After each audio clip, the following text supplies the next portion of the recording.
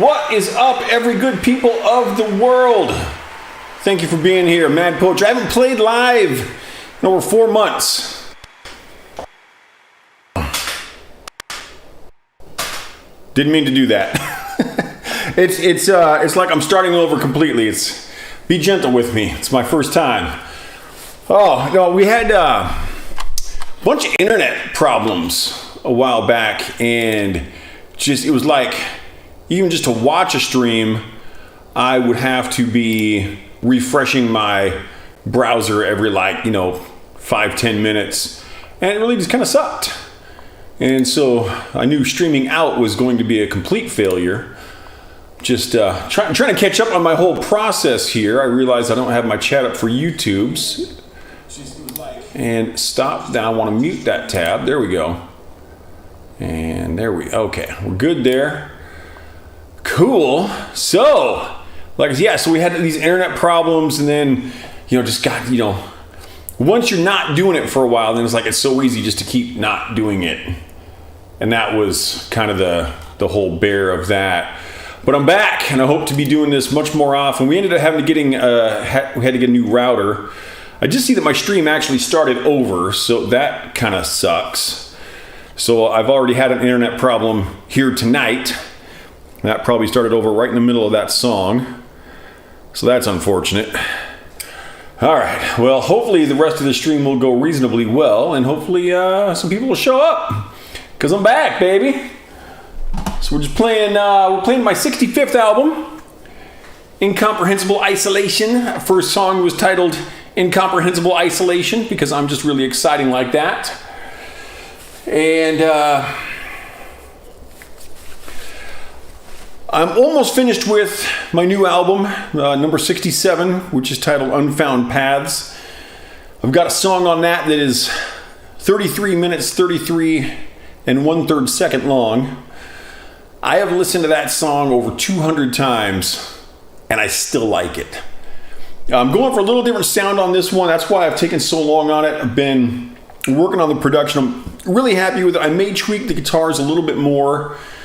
And then that particular song, which is called Rain Over Nowhere, that is a tribute song to a former mentor of mine, a guy named Ron Smith. And so even once the album's done, I will be... Oh, I got a new follower on... Which, is that on Kick? Yes. Thank you for the new follow, Stereo55. Thanks for coming in. Much appreciated. Hope you enjoy the show. So that song, it's a tribute to Ron Smith. So I'm going to be talking with his kids to make sure they're all going to be able to come to the premiere show of it and everything. So it's still, even though that album is really close to being done, it still may be a little while before I actually put it out. And I've been recording my 68th album, which will be the 4th installment of Asymmetric Writings. So that song is 52 minutes, 25 seconds long, as every 17th album I do is. So I've been working on a lot of music. That's the update right there. I've been working on a lot of music. If you have followed me at all on YouTube, you may notice that I've also put out a little bit of content there. I put out a couple of more kind of talking head videos, one about my thoughts on AI use in music, and I recently put one out about being stuck in comfort zones. I do have some more videos planned, so I haven't been just over here doing nothing. I promise you that.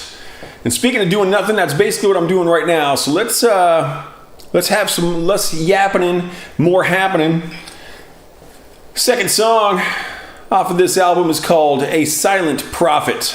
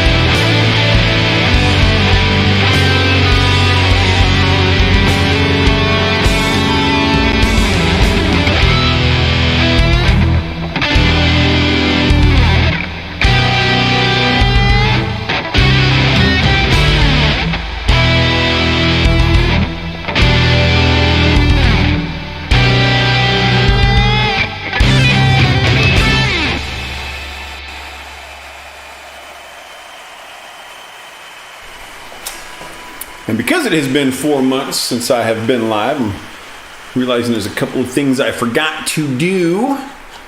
And one is to set up so I have my count in. That's going to make it so much easier to start the songs. Now I'm going to turn this up a bit. That will not affect you guys. You will have the same amount of volume. Deirdre, sorry. It looks like some of the... I think all of them, actually. I think I disconnected from all of them. I think it just... You might have been disconnected while I was talking about the reason I hadn't streamed for so long was because I was having connection issues. I don't know what happened here today. Hopefully we will be good. It looks like it has not started over again yet. So we are live. Yes, again. We should be good. Hopefully this will continue to not be problematic while we continue. Alive and awesome. It's the way to do it. And if anyone's confused about me answering questions, I am streaming out to 15 different websites right now. So you will only see the chat if it happens to be in the one that you're watching. So wherever you're coming in from, Kick, YouTube, Facebook, the other Facebook, Twitch, Trovo, DLive, Nemo, Vaughn, Behance, Picardo. I think I'm missing some. Steam. What else? If you're watching on themadpoet.net, wherever you're at, thank you very much for being here. Thank you very much. Magical internet out there, yes. Sounds right. We have some sync issues here, but so you have sync issues with my stream right now? Barely off, but it's close. Okay, we're synced back up. Yeah, sometimes it can get a little out of function, and I don't know exactly why that happens. I have had some people tell me that Twitch is the worst for that. And so if you find yourself having sync issues, it might be worth it to jump over and just see how things are looking on, for example, Kick or Facebook. YouTube is usually one of the better ones. Kick and YouTube, I think, are kind of the best two for the actual stream quality. While generally speaking, I believe most people say that Twitch is best for like the interactive quality. Very good chat over on Twitch, and the other streaming services are much smaller. But man, some of them are really cool. Like I've seen some really great stuff over on DLive. I've seen a few really cool things on Trovo. Unfortunately, there was a streaming site called Live Push that it's now defunct. Unfortunately, I was in the beta program I think it was probably 2 years ago, and then they finally went live, and it was just like this really awesome streaming platform and a great community. And I probably don't know all the details because I'm not on the inside, but then they suddenly just shut down, and they said that they didn't have the finances to make it work. So I don't know totally what happened, but it was very unfortunate because it was such a cool website. And the streaming service itself, the community was great. The people who ran it were super easy to work with. And so, yeah, I was really hopeful for that one for a while. Anyway, this next song, so we're playing my 65th album. I'm about to release my 67th. I've released more than 600 songs, as short as 3 seconds and as long as 52 minutes, 25 seconds. So I've got a range there. This song, I think, is about 11 minutes long. And of all of those 600, I think this is probably one of my 3 favorite songs that I have ever done. Which is funny because when I was composing it, I didn't think I was going to like it. And then over the time spent on this album, I came to just really appreciate the feel of this song. The song is called A Fistful of Light. It's subtitled The Run. I'm not going to tell the full story right now, but basically, when I was doing the production, I spent a lot of time running, listening to this song.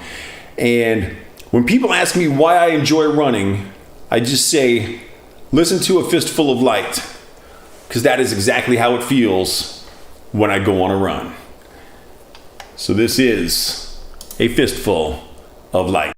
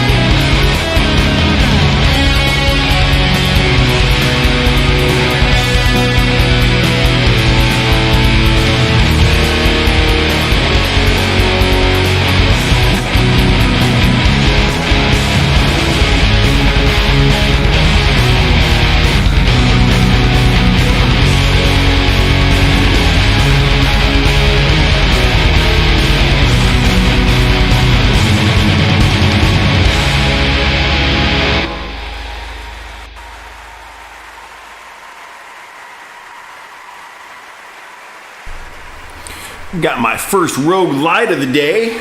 Back there freaking out. I'm gonna go fix that.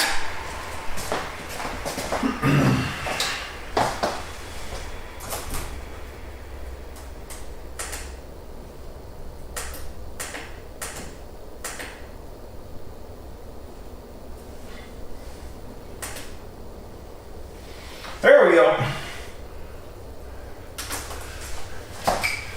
I think I need to slightly crank down the hang tight.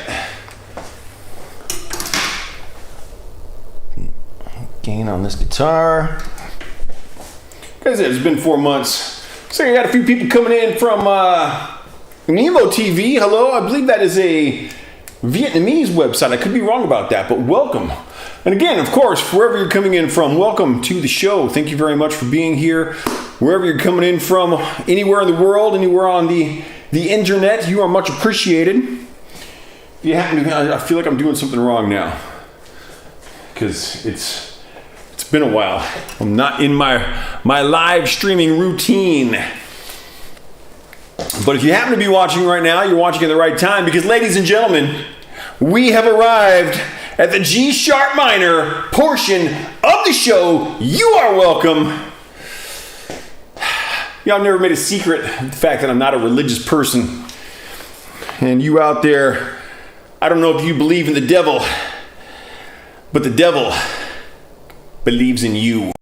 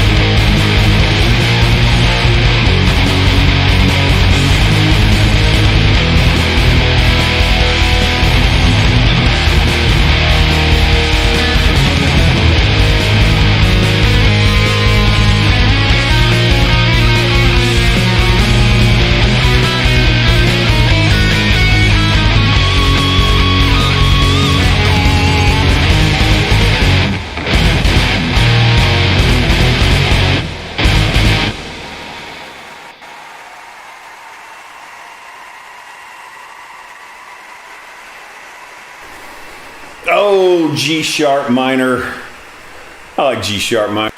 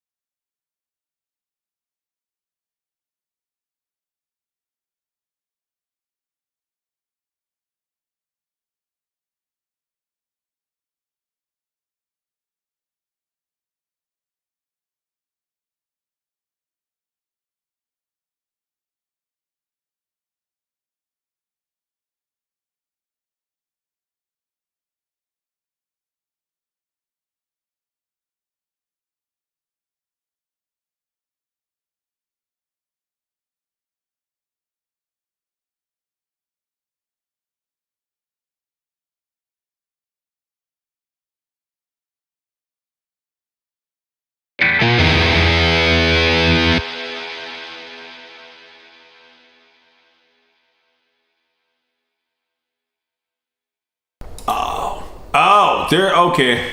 The voice, I think the voice is back. All right. Bummer.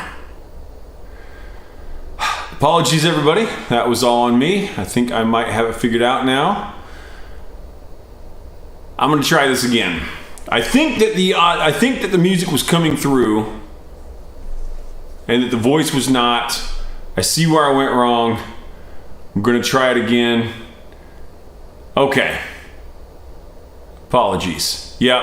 Okay, I've got it worked out. That was totally on me. I screwed up. And by the way, Tim, great to see you. Haven't seen you in a long time. Thanks for popping in. Let's try this song again. It's called Almost Invisible.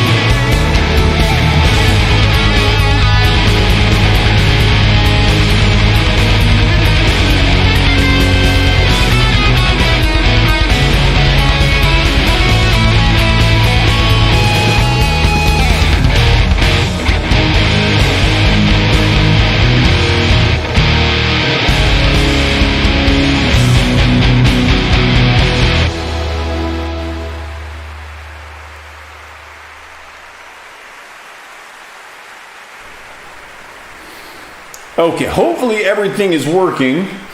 And I've got to switch my back. When I do this, I've got my main monitor up here. I've got the sheet music on it. And I've got it set up so that my recording program automatically turns the page for me. It's freaking awesome. And then what I do is I turn my main monitor to negative screen so that the sheet music is black background with white lines and letters on it and notes and stuff. And it's so much easier to see. I did not turn it back to negative screen for that last song, and I felt it. It was very different playing that way. I'm sure I could get used to it. One of the sheet music program I use is called Sibelius, which is a really high-end program, and I do not suggest it to people as a program to buy. Most people don't need the few features that I need for things like, certain scoring, film scoring, or like the page turning and stuff. And it's just like a $600 program. It's stupid. But for what I use it for, it works freaking awesome. Most people definitely don't need that. Okay, so like I said, hopefully everything's working. My signals are looking correct now, and they were incorrect. And like I said, that was totally on me. I had put things in the wrong spot in the system, and I'm sweating here. Not just because of the problems, because I'm jumping around like a madman. I like it. So there's a painter named Michael Whelan. Big fan of his work. And I've got this coffee table booklet of some of his paintings, and on the front of it is a painting of this kind of punk rock looking dude, and he's digging into his eye. The title of the painting is Something in My Eye, and he's digging into his eye so far that both of his eyeballs are in the other socket, and his finger's sticking out as well. So he's got his finger going all the way through. It's freaking awesome. My friend Clarissa just loved that, and when she would visit, she would always comment on that. So this next song, inspired by Michael Whelan and dedicated to my friend Clarissa, is titled Something in My Eye.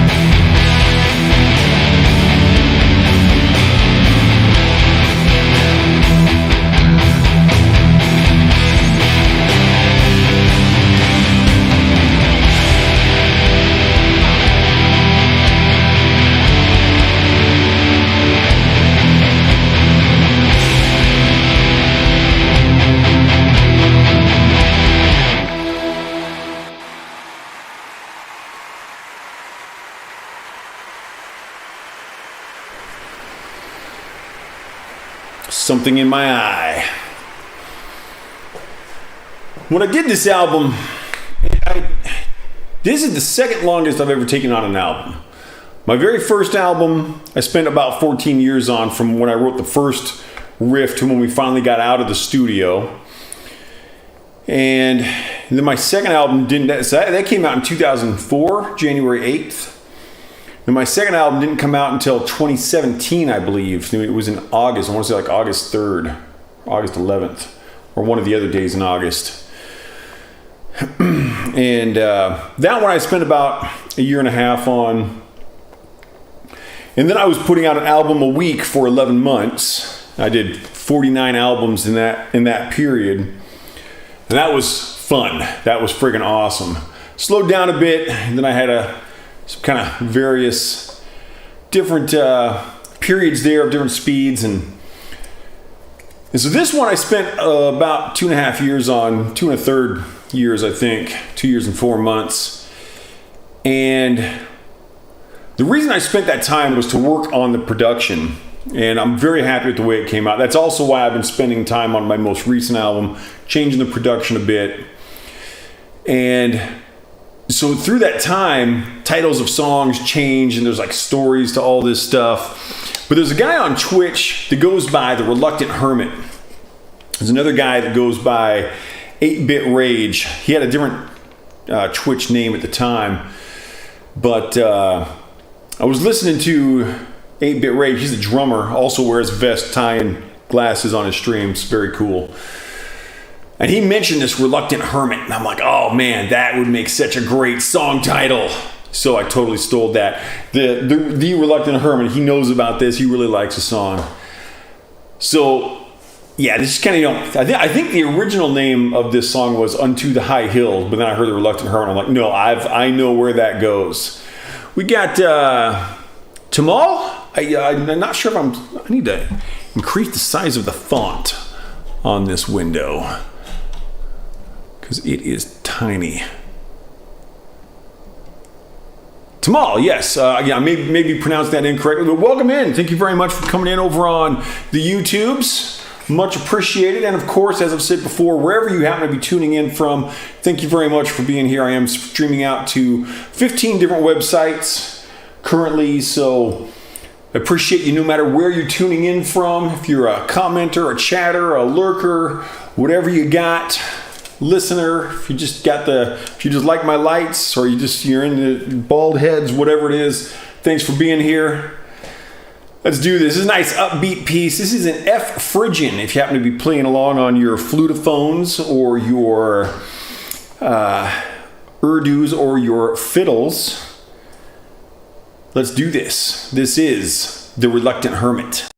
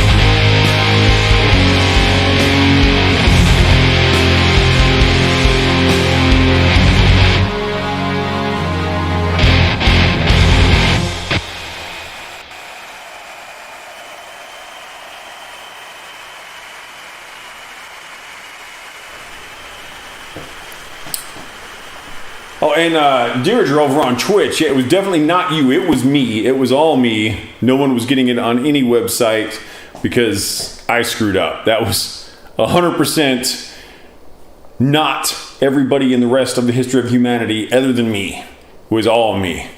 And good night to you too. Tamal over there, thank you very much for coming in. I'm going to slow it down here.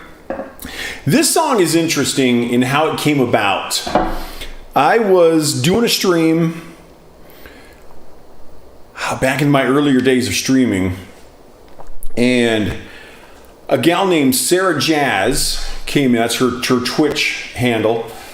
She was watching, and I happened to be demonstrating. I was holding my saxophone, and I was telling the story of buying it and how much my daughter really liked the saxophone because it was shiny. She was like 3 years old at the time. It was freaking adorable. And she was like, "Oh, I was hoping to get to hear you play saxophone." Of course, I'm more of a metal guy, and I'm not a very good saxophone player. I'm okay. I don't practice enough to be good. But I'll tell you what, Sarah, I'm going to put a saxophone solo on my next album. And wrote the album, wrote this song specifically so that I could have a saxophone solo rather than a guitar solo on it.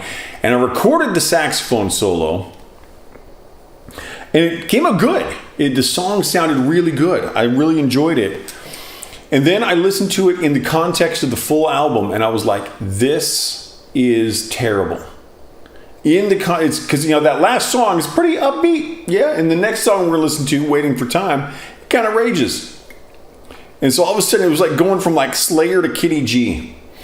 And I like Slayer and I like Kenny G, but might not be the best mashup. So I was like, okay, let me just try it on a guitar, see what happens. And I was like, yeah, this is the way it's got to be.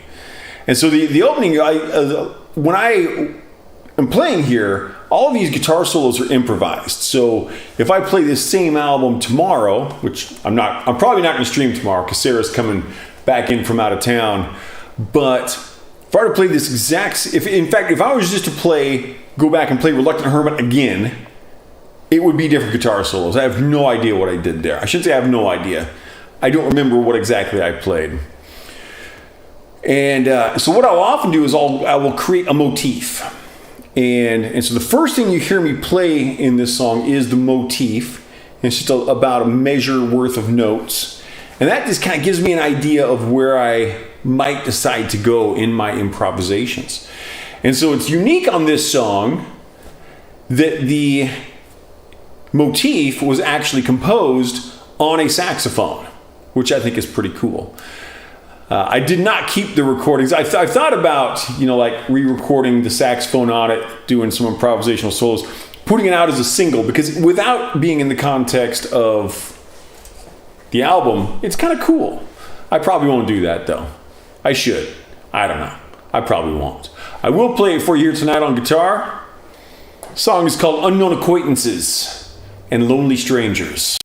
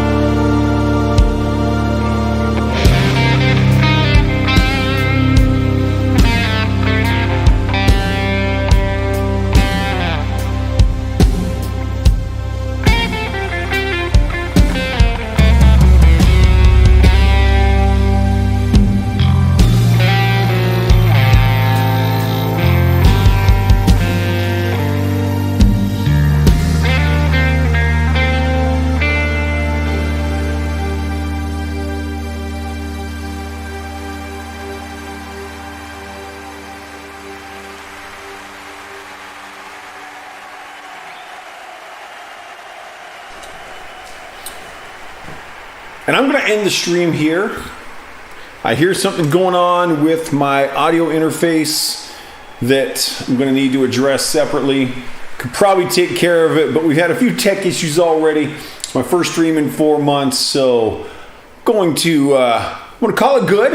This was a good getting into it well. I will play this album again before long, so we can hear the last 2 songs. For those of you who may not be familiar with this album, the very last song on here is the only cover tune I've ever put on to an album. I've done a couple other cover tunes. In fact, Deirdre, Miskatonic Blue over on Twitch, she and I did a really fun cover together of the Rolling Stones' Paint It Black. Came out freaking awesome. I should probably remix that and bring it up to date. There is a cover you can find of me doing While My Guitar Gently Weeps by the Beatles. But the cover tune on this, the only one I've ever put on an album, is on this album. And it's a cover tune of heavy metal variations of Three Blind Mice. And it's freaking rad.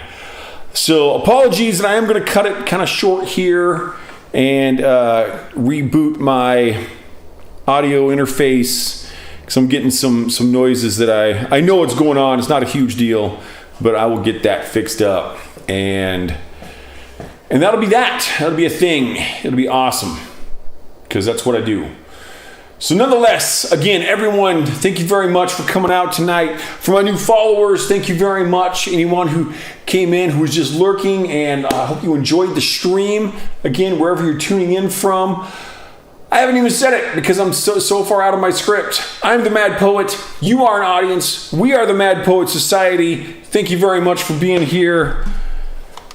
Until the next time, I will see you on the other side.